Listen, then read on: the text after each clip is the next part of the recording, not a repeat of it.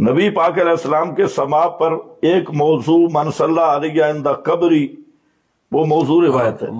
انبیاء کے سما پہ تو موضوع بھی کوئی نہیں کہ انبیاء عند القبر۔ بسم اللہ الرحمن الرحیم۔ السلام علیکم ورحمۃ اللہ وبرکاتہ۔ میرے واجب الاحترام دوستوں، میں نے 5 دن پہلے بتایا تھا کہ اس زمانے کا سب سے بڑا منکر حدیث اور اس زمانے کا سب سے بڑا گمراہ انسان اور اس زمانے میں سب سے بڑا فتنہ جو علماء کرام کے لباس میں ہے وہ علامہ خضرات بکروی صاحب ہے، کیونکہ وہ ہر اس حدیث کے خلاف اور ہر اس روایت کو وہ موضوعی اور منگڑت اور رسول اللہ صلی اللہ علیہ وسلم کی بات کو رد کر دیتے ہیں، جو ان کی مسلک یعنی ان کا جو فرقہ ہے ان کے خلاف ہو یا ان کے عقل کے خلاف ہو، تو وہ ہر اس روایت کو رد کر دیتے ہیں۔ دیکھیے، کئی احادیث سے انہوں نے انکار کیا۔ اب ایک مشہور اور معروف حدیث جو طلباء کرام کو بھی یاد ہوتی ہے کہ رسول اللہ صلی اللہ علیہ وسلم نے فرمایا من صلی علی عند قبری سمعتہ، رسول اللہ صلی اللہ علیہ وسلم نے فرمایا کہ جو میرے روضہ کے قریب سلام پڑھے تو میں خود سنتا ہوں، جو درود سلام دور سے پڑھے لوگ وہ فرشتوں کے ذریعے پہنچایا جاتا ہے، لیکن نزدیک رسول اللہ صلی اللہ علیہ وسلم خود سنتا ہے۔ اب یاد رہے، بعض عوام الناس کو بھی میں کہنا چاہتا ہوں کہ اب میرا کام سننا اور نہ سننا کہ رسول اللہ صلی اللہ علیہ وسلم سنتے ہیں یا نہیں درود اور سلام کو، فی الحال میرا اس سے کوئی کام نہیں ہے، بلکہ اب میں جو بات بتانے والا ہوں وہ یہ ہے کہ علامہ خضرات صاحب نے اس حدیث سے انکار کیا اور انہوں نے اپنے منکر حدیث ہونے کا جو میں نے جو کہا تھا کہ وہ منکر حدیث ہے، ان کا برمرہ اعلان ہی کر دیا کہ بھائی میں تو منکر حدیث ہوں، من صلی علیہ عند قبری، میں بالکل اس کو نہیں مانتا بلکہ میں اس کو موضوعی قرار دیتا ہوں۔ تو سب سے پہلے میں آپ حضرات کو یہاں پر چند 4-5 کتابوں کے حوالہ جات دوں گا، آپ خود جا کر ان کتابوں کی طرف رجوع کریں کہ کیا یہ حدیث صحیح ہے یا نہیں۔ تو سب سے پہلے آپ دیکھ لیں علامہ ابن حجر عسقلانی الشافعی رحمہ اللہ کی کتاب فتح الباری، اس نے من صلی علیہ عند قبر والی جو روایت ہے جو علامہ ابو شیخ رحمہ اللہ کی سند سے روایت کی گئی ہے، اس کو انہوں نے بالکل درست قرار دیا ہے۔ علامہ ابن حجر عسقلانی رحمہ اللہ نے فرمایا کہ یہ جو حدیث ابو شیخ رحمہ اللہ کی سند سے ذکر کی ہے، اس حدیث کی سند کو انہوں نے جید قرار دیا ہے۔ اس کے علاوہ آپ دیکھ لیں نمبر 2، حضرت علامہ شمس الدین سخاوی رحمہ اللہ نے اپنی کتاب القول البدیع میں حضرت ابو شیخ رحمہ اللہ کی روایت کردہ اس حدیث کی سند کو جید قرار دیا ہے۔ اس کے علاوہ آپ دیکھ لیں نمبر 3، علامہ علی بن محمد کنانی رحمہ اللہ نے تنزیہ الشریعہ میں اس حدیث کی سند کو جید قرار دیا ہے۔ نمبر 4 آپ دیکھ لیں حضرت علامہ عبدالرؤف مناوی رحمہ اللہ کی کتاب التیسیر بشرح الجامع الصغیر، انہوں نے حافظ ابن حجر رحمہ اللہ کی حوالے سے من صلی علیہ عند قبر سمعتہ کی جو سند ہے جو ابو شیخ رحمہ اللہ کی روایت کردہ حدیث ہے، ان کو انہوں نے جید قرار دیا ہے۔ نمبر 5 آپ دیکھ لیں حضرت علامہ محمد بن سلطان القاری الحروی الحنفی رحمہ اللہ کی کتاب مرقات، انہوں نے بھی اس حدیث کو سند کے اعتبار سے جید قرار دیا ہے۔ اب میں دوسری وضاحت آپ کو کرنا چاہتا ہوں کہ خضرات صاحب اس حدیث پر رد کرتے ہیں،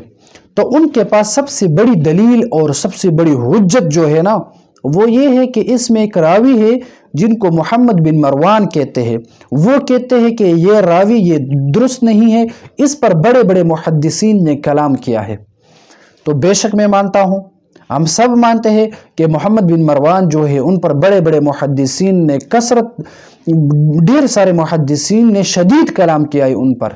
لیکن یہ بھی یاد رہے دوستوں کہ یہ روایت جو ہے من صلی علیہ عند قبر سمعتہ، یہ جو روایت ہے یہ دراصل ایک سند سے نہیں بلکہ 2 سندوں سے اس کو نقل کیا گیا ہے۔ ایک سند اس میں ہے محمد بن مروان کا، دوسرا جو ہے وہ ابو شیخ رحمہ اللہ کی سند سے۔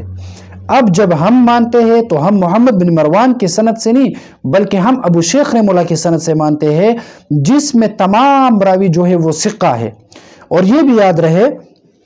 کہ حضرت ابو شیخ رحمہ اللہ کی روایت کردہ جو حدیث ہے اس کے سند میں تمام راوی جو ہے وہ ثقہ ہے، اور اس میں نہ تو محمد بن مروان ہے اور نہ محمد بن مروان جیسے اور لوگ ہیں، نہ اس میں کوئی ایک راوی کمزور ہے، اور نہ ہی کسی محدث نے ان راویوں پر جرح کیا ہے، اور نہ ہی ان کے راویوں میں کوئی غیر معتبر راوی ہے، بلکہ ان کے تمام راوی جو ہے وہ ثقہ ہے، اس میں کسی قسم کا کلام نہیں ہے۔ اس کے علاوہ یہ بھی یاد رہے کہ مذکورہ جو حدیث ہے اس کے مفہوم پر اہل سنت والجماعت کا اجماع ہے۔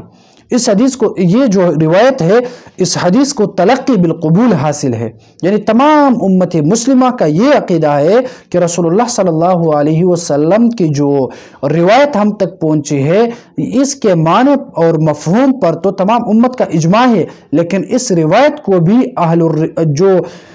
جس فن کے بڑے بڑے ماہرین لوگ ہوتے ہیں جیسے کہ ملا علی قاری جیسے لوگ، علامہ ابن حجر اسقلانی رحمہ اللہ، انہوں نے اس حدیث کو جید قرار دیا ہے، اس کی سند کو۔ تو اب علامہ خضریات کون ہوتا ہے اس حدیث کو رد کرنے والے؟ اب اس زمانے کا دو ٹکے کا محقق اٹھ کر علامہ ابن حجر رحمہ اللہ، ملا علی قاری رحمہ اللہ کی تحقیق کو رد کرے گا؟ یہ کہاں کا انصاف ہے؟ بہرحال میں دوستوں سے کہنا چاہتا ہوں کہ اس فتنے سے بچیں اور اس کی باتوں اور ان کے چالوں میں ہرگز نہ آئے، اور میں خصوصاً ان کے مدارس کے طلباء کو آگاہ کرنا چاہتا ہوں کہ آپ لوگوں کو خدا کا واسطہ دے کر کہتا ہوں کہ جو بات آپ کا علامہ آپ کے سامنے بیان کرے اس پر اس طرح عمل نہ کرے، بلکہ خود جا کر کتاب اٹھائے کہ آپ کا علامہ آپ کے ساتھ کتنا جھوٹ بول رہا ہے۔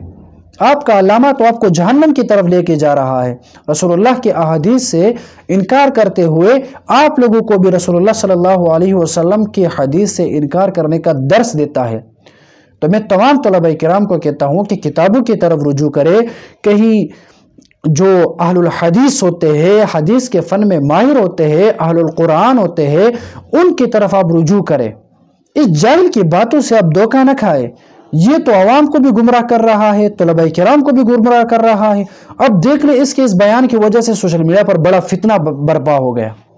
ایک دوسرے کو لوگ گالی دیتے ہیں، کوئی کہتا ہے یہ حدیث ٹھیک ہے، کوئی کہتا ہے ٹھیک نہیں ہے۔ اب دیکھا کسی نے بھی نہیں کہ بھائی اس حدیث کی حقیقت کیا ہے، کتابوں نے کیا کہا ہے، بڑے اکابرین نے کیا فرمایا ہے، نہیں بس علامہ نے کہا، علامہ نے نہیں کہا، ایک دوسرے سے لڑائی جھگڑا پیدا ہو گیا۔ اب میں طلباء کرام کو کہتا ہوں کہ لڑائی جھگڑنے کی بات نہیں ہے، بلکہ کتاب کی طرف رجوع کرے، آپ کو دودھ کا دودھ اور پانی کا پانی ہو جائے گا۔ اللہ رب العالمین تمام مسلمانوں کو صحیح عقیدہ رکھنے والے لوگوں کے ساتھ ہمیشہ چلنے کی توفیق عطا فرمائے، اور اللہ رب العالمین اس دور کے اس عظیم فتنہ سے اپنے تمام مسلمانوں کو اپنے امان میں رکھیں۔ اللہم صلی علی روح محمد فی الارواح، اللہم صلی علی جسد محمد فی الاجساد، اللہم صلی علی قبر محمد فی القبور۔